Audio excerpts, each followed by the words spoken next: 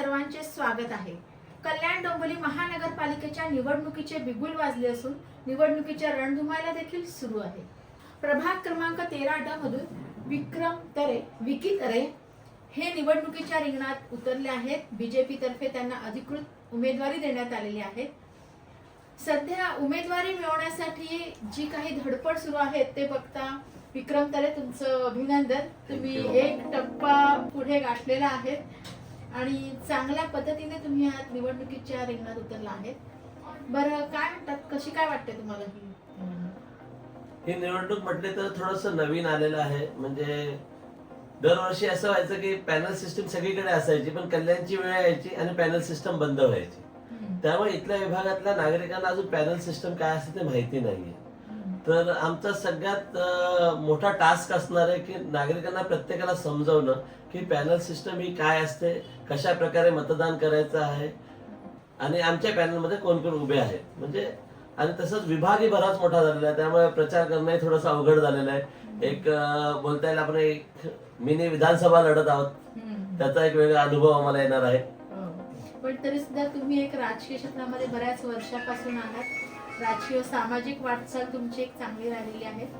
तुम्ही माजी नगरसेवक पण आहात, तर एकूण तुमची सामाजिक व राजकीय वाटचाल कशी राहिली आणि त्या माध्यमातून तुम्ही कुठली साधारणतः आपली कामं झाली? 2005 ला येथील सर्व नागरिकांनी माझ्या वडिलांना आशीर्वाद दिला आणि ते निवडणुकीला निवडून आले।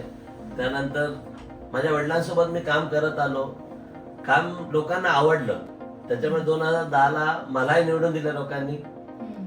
परत 2015चं जे इलेक्शन आलं तेव्हा कदाचित माझं खूप चांगलं काम होतं, त्यामुळे नागरिकांनी मला तर निवडूनच दिलं, त्यासोबत माझ्या मिसेसला सुद्धा निवडून दिलं। म्हणजे 2015 ला मी आणि म्हणजे मिसेस असे दोघंही आम्ही नगरसेवक होतो। आम्ही फक्त ऑफिस मधून बसून काम करणारे लोक नाहीत, तर आम्ही लोकांच्या दरवाजात जाऊन, लोकांच्या घरी जाऊन, लोकांच्या गल्लीत जाऊन काम करणारे व्यक्ती आहोत।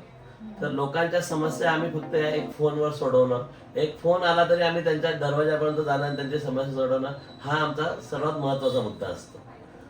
बरं, आता प्रभाग क्रमांक तुमचा हा साधारणतः खडेगोवली भाग आहे, तर तुम्ही तुमच्या प्रभागामध्ये झालेल्या विकासावरती समाधानी आहात? आम्ही जो विकास केला तो खूप चांगल्या प्रकारे होता, परंतु 2019 पर्यंतच आम्हाला म्हणजे मागचे जे काळ आम्हाला मिळाला, खरं तर आम्हाला फक्त 4च वर्ष काम करता आलं। 2020च्या सुरुवातीलाच कोरोना आला, म्हणजे आमचे 8 ते 9 महिने ते वेस्ट गेले, त्यामुळे आम्हाला जो शेवटचा फंड मिळायला हवा होता तो आम्हाला मिळू शकला नाही। आणि त्यानंतर 5 ते 6 वर्ष झाले, आज इलेक्शन्स लागले नाही। आपलं जसं घर असतं, आपल्याला त्यांना नेहमी रिनोव्हेट करावं लागतं, त्यात काम करावं लागतं, लक्ष द्यावं लागतं, परंतु आपल्याला कुठलेही फंड अवेलेबल नसल्यामुळे काही गोष्टी आपल्याला करायच्या होत्या पण करता आल्या नाही। परंतु असं कधी आम्ही नागरिकांना भासून दिलं नाही की इथे कोणी नगरसेवक नाही। माझं ऑफिस 365 दिवस आम्ही खुल्लं ठेवलं, प्रत्येक योजना, प्रत्येक शिबिर आपल्या ऑफिसमध्ये राबवलं, स्वच्छता सफाई याच्यावर विशेष लक्ष दिलं। काही प्रमाणात फंड आम्ही आणला, परंतु तो पुरेसा पडला नाही, त्यामुळे काही कामं शिल्लक राहिलेले, तर आता निवडणुकीनंतर ते कामं पूर्ण करण्याचा आमचं ध्येय असणार आहे। त्याचप्रमाणे आता काही विभाग नवीन आमच्यात ऍड झालेला आहे। जसं एक आशिया गाव म्हटलं तर तिथं पाणी समस्या, रस्ते, गटर ही खूप मोठी समस्या आहे, तर आम्हाला त्या गोष्टीवर खूप विशेष लक्ष द्यावं लागणार आहे, विशेष फंड आणावे लागणार आहेत। पण मी नागरिकांना एक सांगू इच्छितो की बघा, शेवटी एक अनुभवी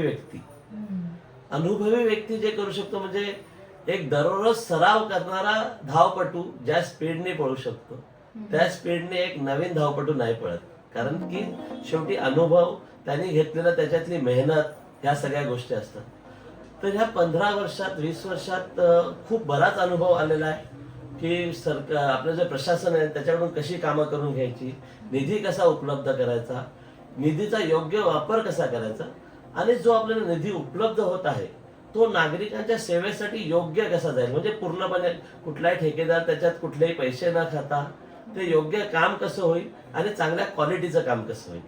म्हणजे ह्या अनुभवातून आपण काय शिकलो, तर फक्त असं नाही की आपण एखादी फाईल मंजूर केली आणि ते काम ठेकेदाराला दिलं आणि त्यांनी काम करून घेतलं। माझी कामाची सवय आहे की प्रत्येक काम मी स्वतः उभा राहून करतो, प्रत्येक कामाची क्वालिटी स्वतः चेक करणार, त्याच्यामुळे नागरिकांना जे आपण काम देतो ते चांगल्यात चांगल्या क्वालिटीचं देतो, ज्याच्यामुळे ते वर्षानुवर्ष ते काम टिकेल, त्याचा माझा प्रयत्न असतो. बरं, तसं पाहिलं तर खडेगवले म्हणा किंवा आशयगाव म्हणा, तर ह्याच्यामध्ये आपल्याला बऱ्याचशा समस्या जाणवतात. इव्हन मतदार सुद्धा बऱ्याच वेळेस बोलून दाखवतात तिथे गटारीच्या मोठ्या प्रमाणात समस्या आहेत, स्वच्छतेच्या समस्या आहेत, अशा बऱ्याचशा काही, म्हणजे एक मोठं टास्क इथं आहे. तर तुम्ही निवडून आल्यानंतर पहिलं तुम्ही टास्क कोणतं उचलता? आता 2015 जेव्हा मी निवडून आलो त्याच्यानंतर म्हणजे आमचा विभाग हा चाळींचा विभाग आहे. त्याच्या मागच्या ज्या चेंबर्स लाईन्स होत्या त्या एकदम वाईट स्थितीत होत्या. तर मी टोटल 70 गटार ह्या मागील 4 वर्षात बांधले. म्हणजे 2015 ते 2019 या काळात म्हणजे माझा जास्तीत जास्त फोकस हा होता की जास्तीत जास्त गटारांचे प्रॉब्लेम सॉल्व्ह करायचे. त्यानंतर काही प्रमाणात पाण्याचे प्रश्न होते, ते पण प्रत्येक ठिकाणी पाण्याची लाईन पोहोचवणं. आणि पाण्याविषयी तर थोडंसं असं आहे की माझी PhD झालेली आहे पाण्यावर. कारण की सुरुवातीला जेव्हा माझे वडील निवडून आले तेव्हा पाण्याची खूप मोठी समस्या येते होती. मग एक एक जायचा प्रश्न सोडवत कुठे वाल बसवला पाहिजे, कुठे लाईन टाकली पाहिजे, कुठल्या अधिकाऱ्याशी काय चर्चा करायला पाहिजे, वॉलमॅन कडून कसे काम करून घ्यायला पाहिजे, हा खूप अनुभव आला. म्हणून आज तर मी स्पष्ट बोलत असतो की आमच्या महापालिकेच्या इंजिनियर लोकांना पण जेवढी माहिती नसेल माझ्या विभागाच्या पाण्याच्या लाईन्स बद्दल, त्याच्यापेक्षा जास्त मला माहिती असते आणि त्याचे सोल्युशन मला माहिती असतं. तर आता जो आश्रय विभाग जो आमच्याकडे आलेला आहे, तिथे आम्ही जेव्हा फिरलो नागरिकांमध्ये तेव्हा आम्हाला जाणवलं की तिथे हप्त्यातून फक्त 2च दिवस पाणी येतं आणि 5 दिवस त्यांना पाणी पिणार राहावं लागतं. तसंच गटर सगळे उघडे आहेत, म्हणजे बऱ्याच समस्या आहेत. पण पाणी ही खूप मूलभूत गरज आहे. त्यामुळे माझा प्रयत्न असणार की सगळ्यात पहिले आश्रय गावचा पाण्याचा प्रश्न सोडवणं. अमृत योजनेत पाण्याच्या टाकीचं काम चालू आहे, पण फक्त टाकी असून चालत नाही, तर पाण्याचं योग्य नियोजन करणं, योग्य लाईन्स टाकणं.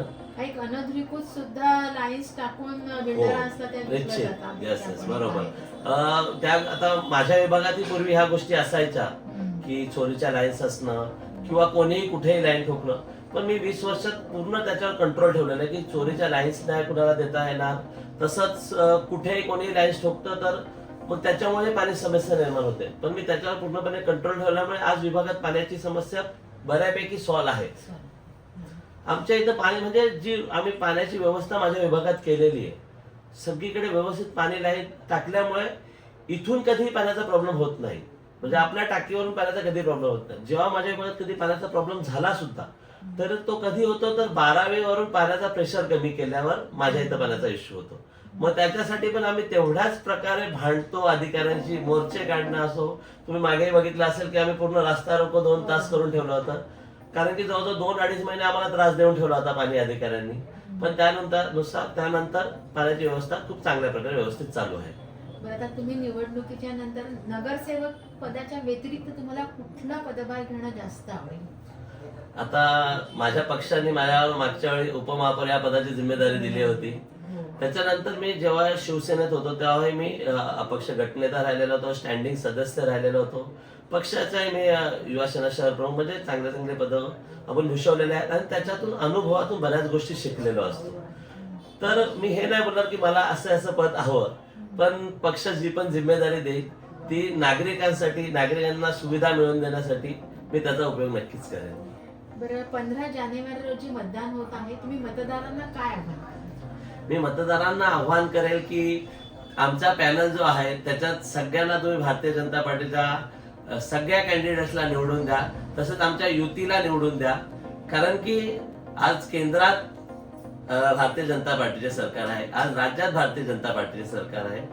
अगर आपल्या महापालिकेत सुद्धा भारतीय जनता पार्टीचे सरकार येते तर जास्तीत जास्त फंड आम्हाला आणणं सोपं होईल आणि त्याच्यामुळे आपल्याला विभागाचा जास्तीत जास्त चांगल्या प्रकारे आपल्याला चांगल्या सुविधा देता येईल, चांगला विकास करता येईल.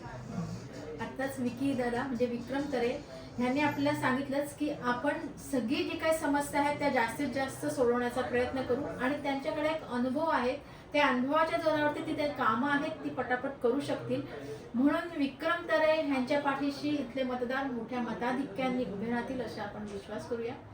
15 जानेवारी रोजी मतदान होत आहे. सर्वांनी घराच्या बाहेर पडा, आपला हक्क बचवा आणि मतदान करा. जय हिंद, जय महाराष्ट्र.